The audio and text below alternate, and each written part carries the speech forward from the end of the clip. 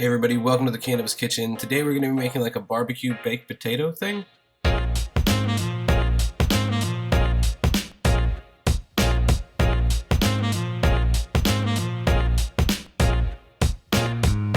Hey gang, welcome to a very special episode of the Cannabis Kitchen. Today is my anniversary with my girlfriend and I will be making us dinner. So about a year and a half ago, my girlfriend and I moved from Birmingham, Alabama to Kansas City, Missouri. And I was new to Alabama when we met and she introduced me to Al's Loaded Bakers, which is just like a giant baked potato topped with like all the normal baked potato fixings plus like more. And unfortunately we haven't been able to find anything like it in Kansas City, which has left us with a huge void in our hearts. And this is why I've decided to make us a very special loaded barbecue fried chicken baker on this very special anniversary episode of the Cannabis Kitchen. Now let's do some math.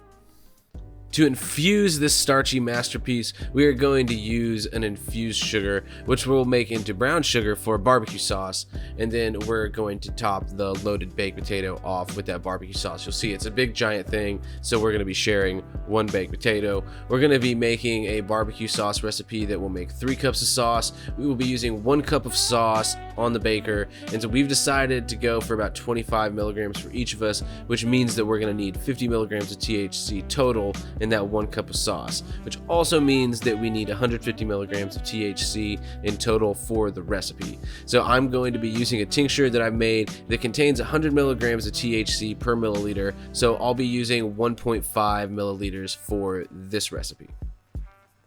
To start, you'll need a shallow oven-safe dish. I really like this little lid for making sugar, but as you will see, it is not ideal for mixing the sugar and the tincture. So maybe do the mixing in a separate bowl and then transfer onto something like this. So then next, I'm going to put my 1.5 milliliters of tincture into the sugar and start to mix. I like to do this with my hands most of the time because A, it feels cool, and B, it lets me feel when everything is evenly saturated with the tincture. See, this would have been a lot quicker and easier if I had a bigger bowl to mix in, but it's okay, just jam out and keep going until you get something that resembles wet sand. And then once you're done, decide that you have too much sugar for this dish and that you need a bigger one. You don't want the layer to be too thick or the alcohol in the tincture won't evaporate correctly, and I didn't really eyeball this the right way. So I'm going to go ahead and use this bigger pan, and I want to spread my sugar out in a thin, even layer, and then get into the oven at 225 degrees for about 30 to 45 minutes, checking it occasionally so that you don't burn it. Now, the barbecue sauce that we're going to be making is a thick, sort of like Kansas City style barbecue sauce that calls for brown sugar and not regular sugar. So we're going to need to add some molasses to this. Now, I'm going to add about half a tablespoon of molasses to this, and then you have a choice to make. Should I do it with the spatula or my fingers? Oh, with the spatula. With the spatula. It's sticky. Are you... What is wrong with you? I just wanted you to say fingers. You have to do it with your fingers then. There you go. Oh, look, it's not that bad. It kind of sticks together like a gummy worm. Mix that until the molasses is evenly dispersed throughout the sugar, and then it is ready to go into your sauce. Now I'm going to get my chicken strips ready. So I do not like white meat, so you are rarely going to catch me cooking with it. The thigh is a superior cut of meat to the breast, and I will die on that hill. So now that being said, I'm going to debone some thighs. I'm going to cut them into strips. And now at this point, if you want to make a brine and throw your chicken in there for a little while, then you can do that at this point, but it's not going to ruin everything if you don't. I don't want to hear it, you chicken snobs. Yes, a brine does make it better, but I mean, dude, it's fried chicken. It's delicious. Just like, chill. So now I'm going to be taking a little bit of a shortcut here on the baked potato by using the microwave. Forgiveness, please. But if you can't stand the idea of it, then by all means use the oven. So now I'm going to start by getting 4 to 6 potatoes, depending on the size. So yes, it's going to be huge and excessive. I've got a russet and a few yellows. So then you're going to want to find something like this little skewer that I have here and poke holes all over the outside of the tater, like all over, a lot.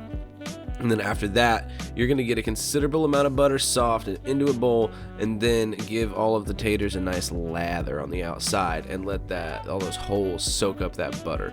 So then you're going to cover it, stick it in the microwave in 5-minute increments until you get a nice, soft, delicious baked potato.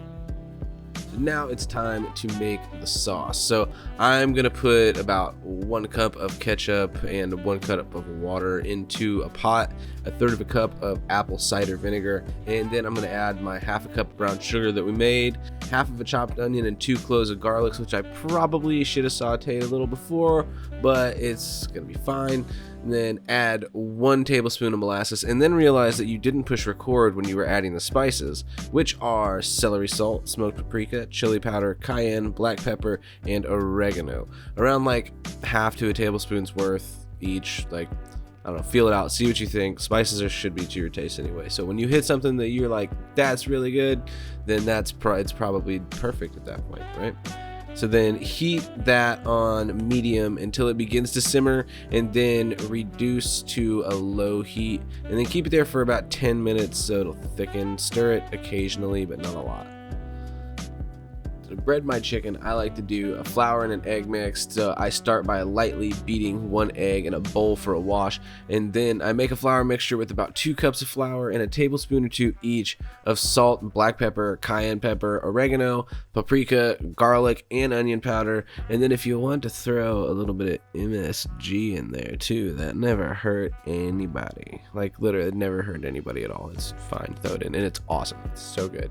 So first I get the chicken strip coated in that flour mix, and then into the egg wash. And then after getting all the excess egg off the strip, I transfer it back into the flour, and then off to the side of the baking sheet, and then I repeat it until they're all done.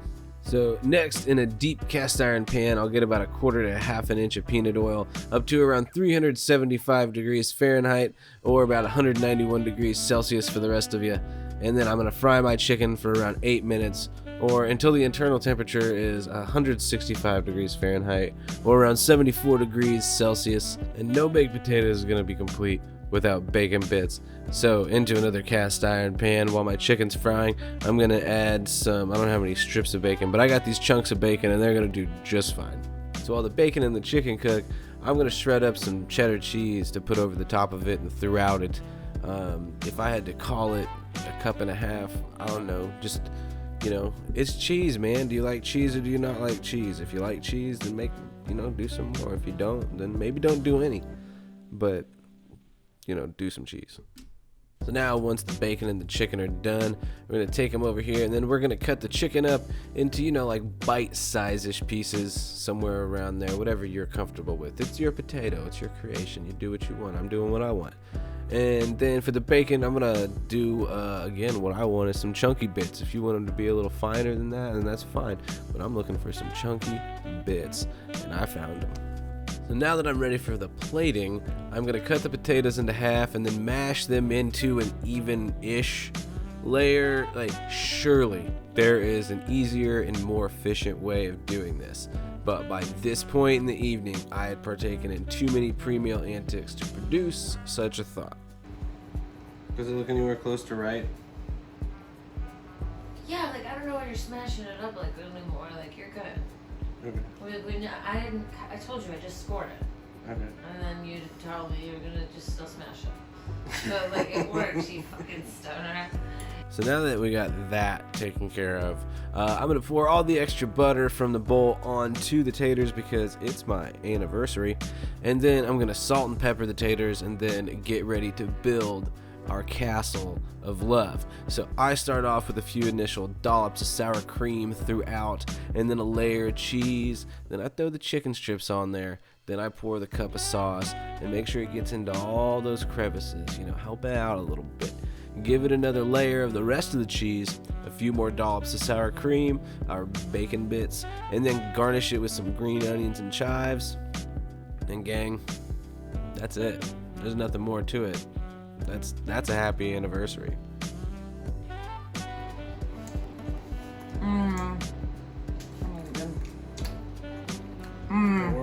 Yeah, for sure.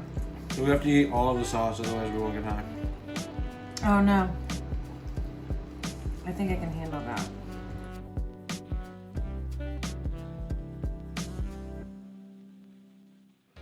Alright everybody, that's the show. Thank you so much for checking it out. I hope that you enjoyed the video. And if you did, please like and subscribe to the channel. and check out the rest of the videos on it as well if you want to know more about the math. Currently the website is down because I hated the way that it looked, and so there's not really a way to access it and without just like hitting me up. So send me a message if you want the math book that goes along with all of this, shows you the equations and stuff that I use, how to use them. Other than that, that's really all I got. Thank you all so much for checking this out. This very cheesy episode of the Cannabis Kitchen. All right, love y'all. Bye.